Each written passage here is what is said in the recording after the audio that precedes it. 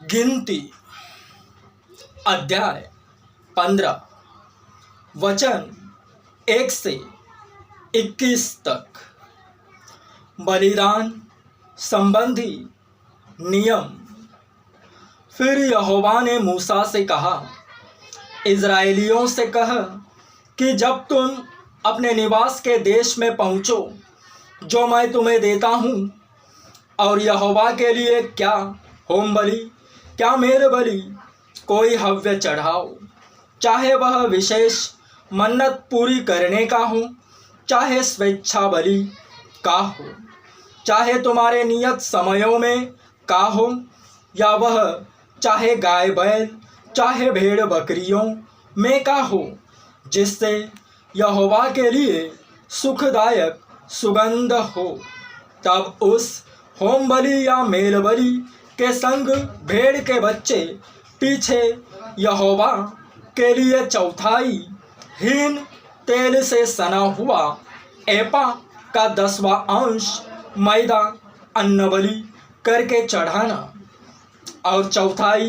हीन दाख मधु अर्घ करके देना, और मेढ़े पीछे तिहाई हीन तेल से सना हुआ एपा का 2/10वां अंश मैदा अन्न बलि करके चढ़ाना, और उसका अर्घ यहोवा को सुखदायक सुगंध देने वाला तिहाई हीन दाख मधु देना।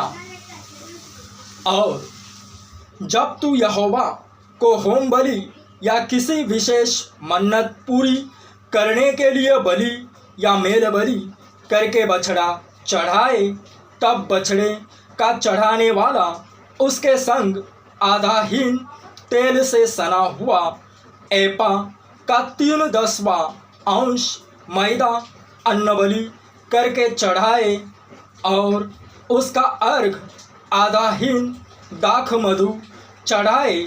वह यहोवा को सुखदायक सुगंध देने वाला हव्य होगा। एक एक बछड़े या मेढ़े या भेड़ के बच्चे या बकरी के बच्चे के साथ इसी रीति चढ़ावा चढ़ाया जाए। तुम्हारे बलि पशुओं की जितनी गिनती हो, उसी गिनती के अनुसार एक एक के साथ ऐसा ही किया करना। जितने देशी हो वे यहोवा के सुखदायक सुगंध देने वाला हव्य चढ़ाते समय ये काम किसी रीति से किया करे। और यदि कोई परदेशी तुम्हारे संग रहता हो, या तुम्हारी किसी पीढ़ी में तुम्हारे बीच कोई रहने वाला हो, और वह यहोवा को सुखदायक सुगंध देने वाला हव्य चढ़ाना चाहे, तो जिस प्रकार तुम करोगे उसी प्रकार वह भी करे।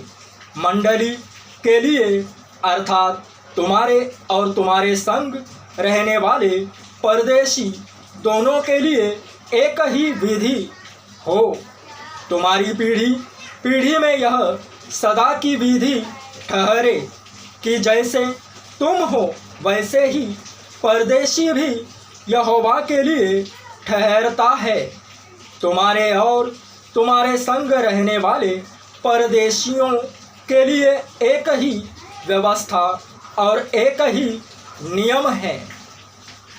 फिर यहोवा ने मूसा से कहा, इज़राइलियों को मेरा यह वचन सुना कि जब तुम उस देश में पहुँचो जहाँ मैं तुमको लिए जाता हूँ, और उस देश की उपज का अन्न खाओ, तब यहोवा के लिए उठाई हुई भेंट चढ़ाया करो।